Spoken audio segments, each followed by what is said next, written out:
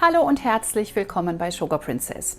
Heute zeige ich euch einen ganz einfachen Nusskuchen. Der ist sehr, sehr saftig und sehr schön nussig, schokoladig und er ist perfekt geeignet für die Herbst- und Winterzeit. Und ich finde, so ein Nusskuchen gehört einfach in jedes Rezeptebuch und sollte unbedingt einmal im Jahr mindestens auf dem Tisch stehen. Dieser Kuchen ist sehr beliebt, weil er so saftig ist. Besonders lieben ihn natürlich die Kinder und ich backe ihn gerne in einer Gugelhupfform. Meine hat jetzt 22 cm Durchmesser. Wenn ihr eine Kastenform verwenden möchtet, dann nehmt bitte eine Form mit 24, besser noch 26 cm Länge. Wir starten gleich mit der Teigzubereitung. Vorher aber schaut bitte das Rezept nochmal auf dem Blog an. Ich verlinke euch das hier oben. Dort könnt ihr das nämlich auch ausdrucken. Und es ist immer wichtig, das Rezept einmal vorher ganz durchzulesen. Ganz, ganz wichtig, nicht vergessen.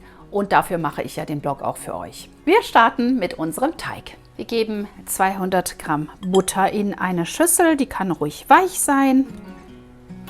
Ich stelle mir alle Zutaten immer eine Stunde vor Backbeginn in die warme Küche. Dann kommt unser Zucker dazu, wieder 200 Gramm. Und das können wir jetzt erstmal miteinander schön schaumig verrühren. Und dann kommen unsere Eier dazu, 3 Eier.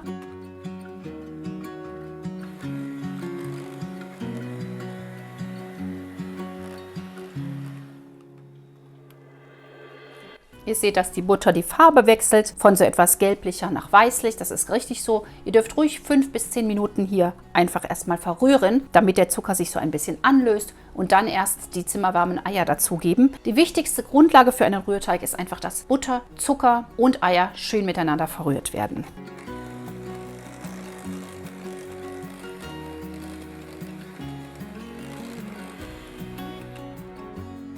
Wunderbar. Unsere Butter und der Zucker sind schön miteinander aufgeschlagen. Jetzt geben wir nach und nach die 3 Eier dazu.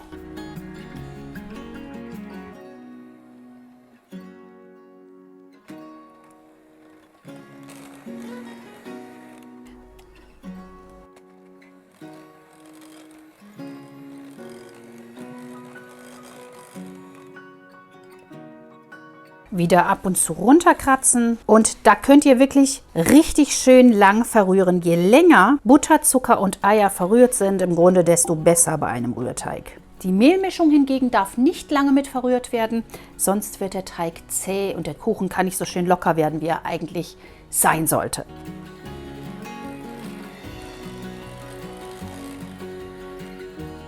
So, ihr seht, das ist richtig schön cremig geworden und genau so sollte es auch sein. Ich habe übrigens im Hintergrund den Ofen schon vorgeheizt auf 175 Grad Ober-Unterhitze und das stellen wir uns jetzt gerade beiseite und kümmern uns um die Mehlmischung. Und da geben wir 200 Gramm Mehl in eine Schüssel. Dazu kommen 200 Gramm gemahlene Haselnüsse. Dazu kommt ein halbes Päckchen, also 8 Gramm Backpulver. Natürlich wie immer eine kleine Prise Salz und damit das alles gut vermengt wird, gerade mit dem Schneebesen einmal durchrühren. Ihr könnt diesen Kuchen auch sehr schön abwandeln, indem ihr hier jetzt zum Beispiel noch etwas Kakao hinzugebt. Man kann auch Zimt hinzugeben für einen weihnachtlichen Nusskuchen. Das ist alles wunderbar möglich. Und jetzt kommt die Mehl-Nuss-Mischung hier hinzu in mehreren Portionen, abwechselnd mit 100 Gramm Milch und 30 Gramm Rum und wenn ihr keinen Rum verwenden wollt, könnt ihr auch einfach Rumaroma nehmen und dann einfach etwas mehr Milch. Also etwas von der Mischung hier dazu. Ich mache immer so 2 Portionen ungefähr. Ein bisschen Milch schon dazu. Der Rum kann auch zur Hälfte dazu. Und dann gerade nur kurz verrühren, nicht so lang.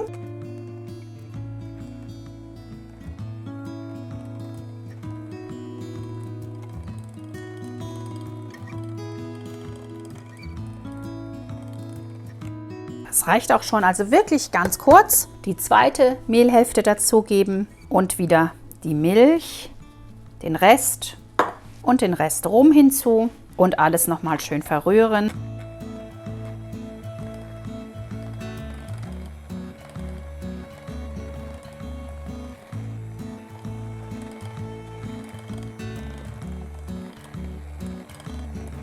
Das reicht auch schon.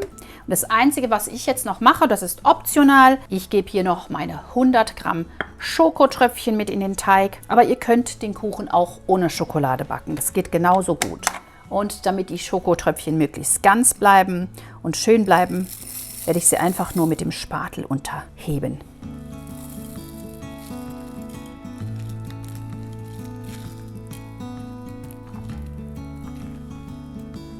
Und hier sieht man auch, wie schön der Teig ist. Genau richtig. Wir geben ihn in die Form und dann kann er auch schon gebacken werden. Und zwar 70 bis 80 Minuten bei 175 Grad Ober-Unterhitze im vorgeheizten Backofen. Ich nehme jetzt meine Lieblings-Gugelhupfform.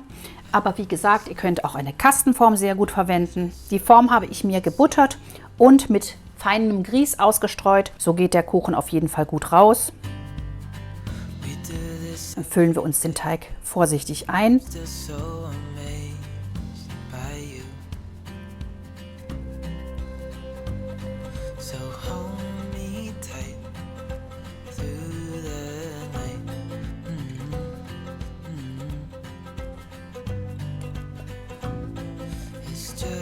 Und natürlich noch glatt streichen.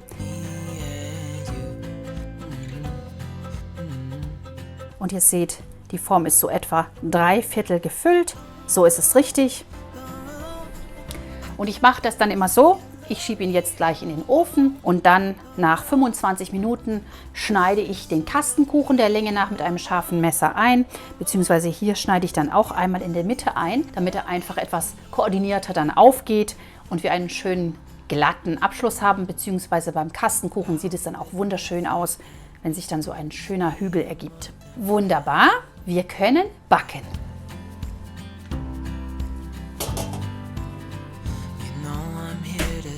So, ich werde den Kuchen jetzt schon nach einer Viertelstunde einschneiden, denn er fängt schon an zu reißen oben. Und damit das einfach kontrolliert geschieht, schneide ich ihn ein und dann geht das einfach viel schöner auf, als wenn man nicht einschneidet. Und hier gehe ich jetzt einfach vorsichtig einmal in der Mitte rum, so etwa 1 cm tief und in der Mitte entlang schneiden. So, wieder reinschieben und weiter backen. Beim Kastenkuchen ist es genau das Gleiche, nur dass man einfach längs schneidet und in der Mitte, ungefähr 1 cm tief. So sieht der Kuchen bei mir nach 55 Minuten aus. Bei mir oben im Backofen braucht er nur 55 Minuten, unten braucht er etwas länger. Das ist also wirklich Sache des Ofens. Unten habe ich auch schon mal 70 Minuten gebacken. Wir machen die Stäbchenprobe. Und wenn nur noch ein Krümelchen dran hängen bleibt, ist der Kuchen fertig und wir lassen ihn in der Form vollständig auskühlen. Ich habe den Kuchen über Nacht auskühlen lassen, einfach abgedeckt mit einem Tuch dann in der Form und ich hoffe, er lässt sich jetzt leicht stürzen. Da kommt er.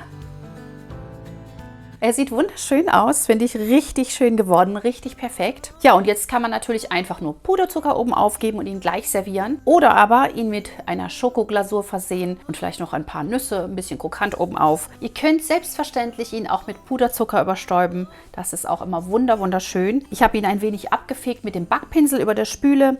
Einfach weil noch Reste von dem Grieß hier dran hingen. Und jetzt habe ich einfach hier meine Glasur mir in der Mikrowelle warm gemacht, flüssig gemacht. Und gebe die jetzt einfach hier drüber.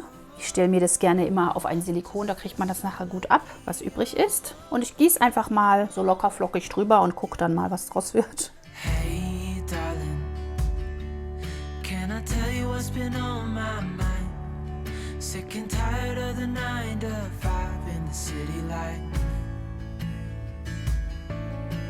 Hey, darling.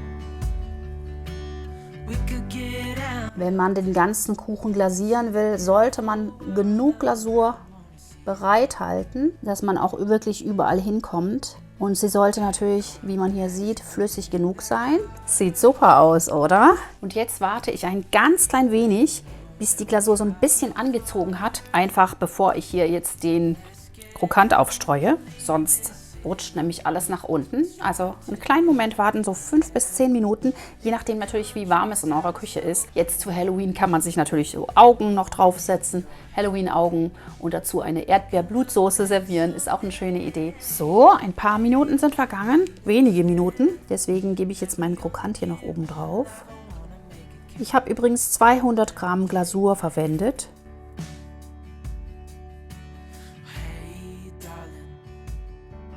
Und habe jetzt hier einfach so ein wenig Krokant, das hatte ich noch übrig. Da könnt ihr auch natürlich gehackte Haselnüsse verwenden, das passt auch super gut dazu. Ja, muss man halt gucken, dass man das Zeitfenster so erwischt, wo der Guss noch halbwegs flüssig ist, aber eben nicht zu flüssig. Denn hier an der Seite rutscht es jetzt schon runter. Okay, fertig und wir können probieren. Es sieht so richtig gemütlich aus. Ich schneide an und dann genieße ich diesen Kuchen mit einer guten Tasse Kaffee.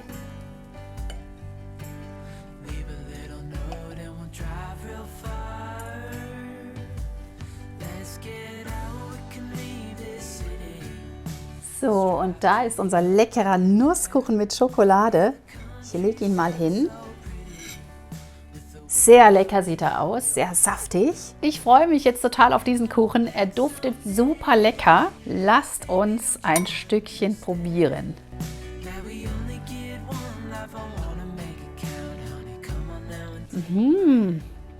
Sehr, sehr saftig.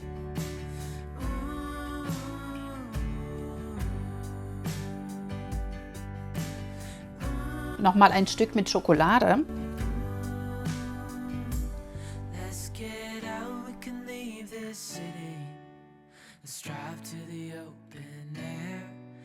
Sehr, sehr lecker ist dieser Kuchen, sehr saftig, sehr schokoladig, sehr nussig.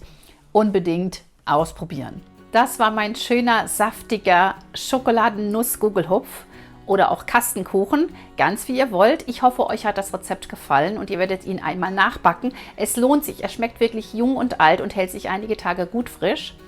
Ich freue mich auf eure Fotos auf Facebook oder Instagram. Die Links zu Facebook und Instagram findet ihr hier unten unter dem Videotitel in der Beschreibung. Da könnt ihr meine Kanäle abonnieren. Bitte vergesst auch nicht, mir ein Abo dazulassen und ein Like. Und wir sehen uns nächste Woche hier wieder am Sonntag um 10 Uhr. Bis dahin macht's gut, viel Spaß beim Backen und tschüss!